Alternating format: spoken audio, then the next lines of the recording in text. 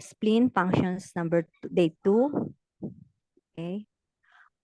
Spleen governs muscles and for extremities.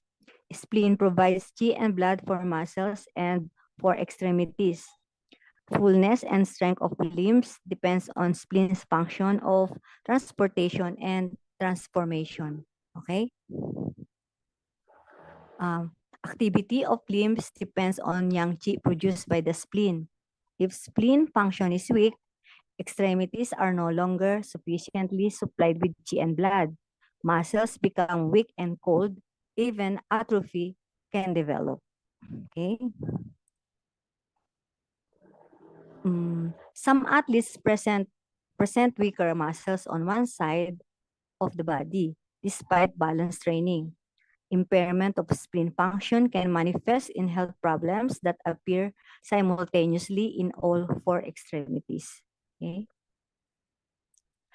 Spleen holds blood in the vessels. Spleen yang holds blood in vessels. Impairment of spleen's function of managing blood results in abnormal bleeding.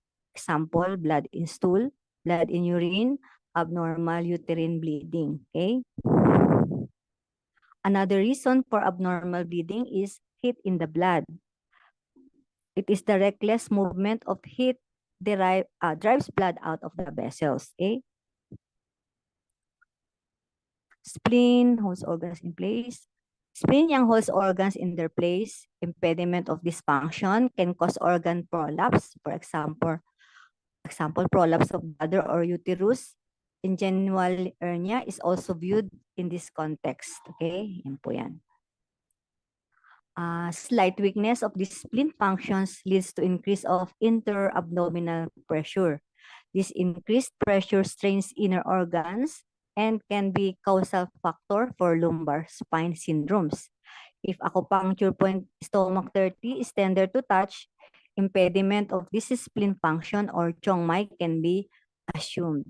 Okay? Spleen open into the mouth and manifest in lips. Mouth is the outer orifice of the spleen. Food transformation starts in mouth. Food is prepared by chewing for further transformation in spleen. Okay? If spleen qi is strong, mouth can distinguish the 5 tastes and lips are rosy. Diseases of the spleen are reflected in changes of appetite and changes in taste in mouth or loss of taste. Okay, yan po. Okay, problema. Spleen is responsible for learning. Thinking and studying depend on healthy spleen. Spleen function of transformation is not restricted to food alone. Function is also responsible for assimilation and processing of knowledge and transformation of mental food. Okay? Excessive study can weaken the spleen and effect is similar to overeating. Pareho lang siya. Okay?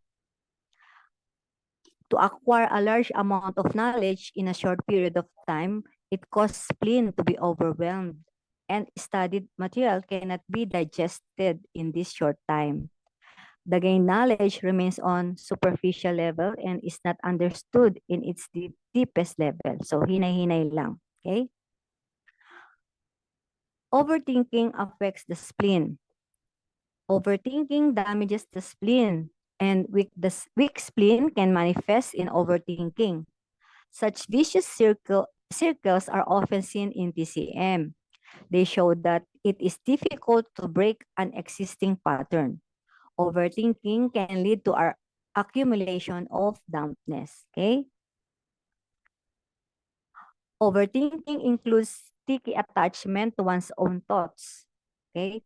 A change in diet or eating habits is sometimes not enough. So yun, wag mag-overthink. Root cause in mental level has to be addressed.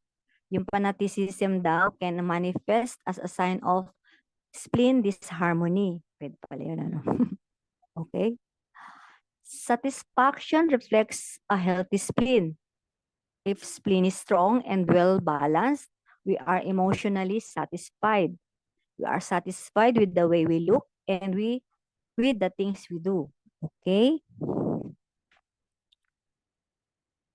Spleen disharmony can manifest or as dissatisfaction, walang satisfaction. We dislike our appearance and the things we do or don't do. Ayaw natin lahat. Okay? Perception changes and the world is perceived with negative outlook. The ability to perceive the world in an objective manner is decreased or lost. Okay?